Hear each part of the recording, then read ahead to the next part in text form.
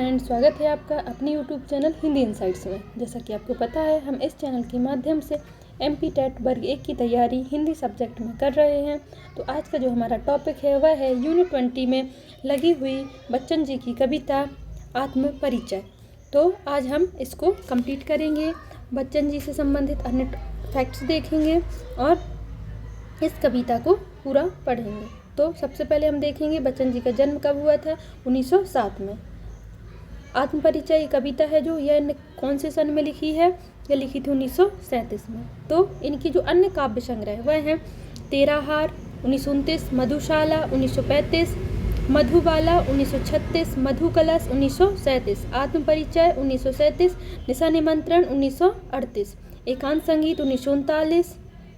Next जो है वह है आकुल अंतर 1943, सतरंगिणी 1945, हलाहल 1946, बंगाल का अकाल 1946, खादी के फूल 1948, सूत की माला 1948, मिलन यामिनी 1950। जो नेक्स्ट है वह है प्रणय पत्रिका 1935, धार के इधर उधर 1957, प्रणय पत्रिका 1955, धार के इधर उधर 1957, आरती और अंगारे 1958, बुद्ध और नाचघर 1958, त्रिभंगिमा 1961, चार खेमे 64 खूंटे 1962,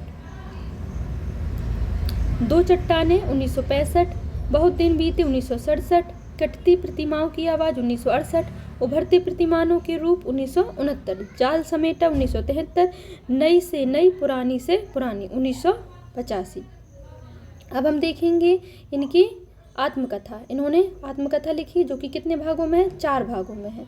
उन 4 भागों के हमको नाम याद रखना है और उनकी प्रकाशन वर्ष भी याद रखना है। तो जो पहला भाग है वह है क्या भूलूं क्या याद कर 1969, नीर का निर्माण 1970, बसेरे से दूर 1977, 10 द्वार सोपान 1985।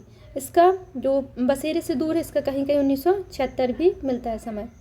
फिर इनने जो अनुवाद हैं किनके, बच्चन जी के, ये हम देखेंगे।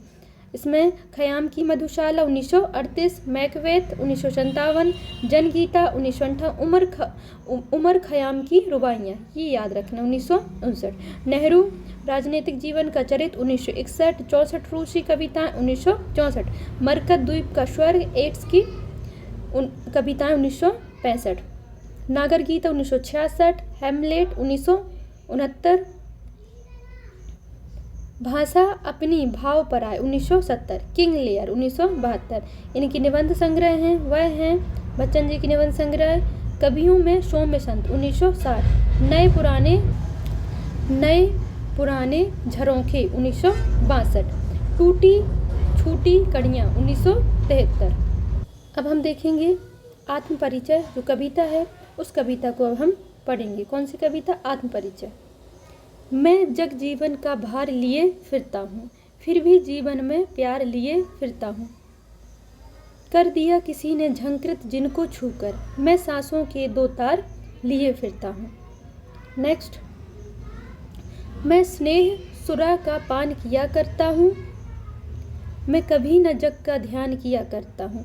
जग पूछ रहा उनको जो जग की गाते, मैं अपने मन का गान किया करता हूँ।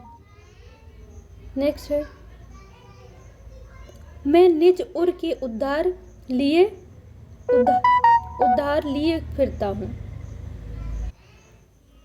मैं निज उर के उपहार लिए फिरता हूँ। मैं यह अपूर्ण संसार न मुझको भाता, मैं स्वप्नों का यह संसार लिए फिरता हूँ। मैं जला हृदय में अग्नि दहा करता हूँ, सुख दुख दोनों में मग्न रहा करता हूँ। जग भव सागर तरने को नाव बनाए, मैं भाव मौजों की मस्त बहा करता हूँ। मैं यौवन का उन्माद लिए फिरता हूँ, उन्मादों में अवसाद लिए फिरता हूँ। जो मुझको बाहर हंसा रुलाती भीतर, मैं हाय किसी की याद लिए फिरता हूँ। कर यत्न मिटे सब सत्य किसी ने जाना, नादान वही है हाय जहाँ पर दाना। फिर मूड न क्या जग जो इस पर भी सीखे, मैं सीख रहा हूँ सीखा ज्ञान भुलाना। नेक्स्ट, मैं और जग और कहाँ का नाता, मैं बना कितने जग रोज मिटाता। जग जिस पृथ्वी पर जोड़ा करता वैभव, मैं प्रतिपग से उस पृथ्वी को ठुकराता। नेक्स्ट जो लाइन हमारी वह है,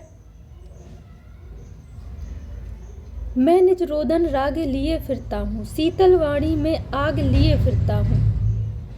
हो जिस पर भूषों के प्रसाद निछावर, मैं वह खंडहर की आग भाग लिए फिरता हूँ। यह पंक्ति आ सकती है कि शीतल वाणी में आग लिए फिरता हूँ। यह पंक्ति किस कविता की या फिर किसकी है, तो हमें याद रखना है क्या किसकी है, आत्मपरिचय की और बच्चन जी की पंक्ति है। नेक्स्ट जो लाइन हमारी वह है,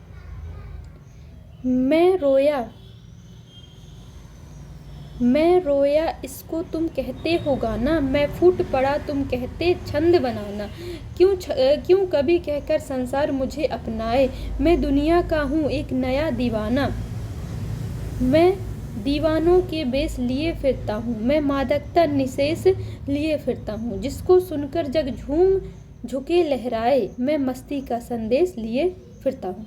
इस प्रकार हमारी आत्मपरिचय नामक कविता पूरी कंप्लीट हुई और यह हमारी यूनिट 20 में लगी हुई है और हमको इसको रिवाइज करना है, 2-4 बार और पढ़ना है जिससे हमको इसके फैक्ट्स याद हों।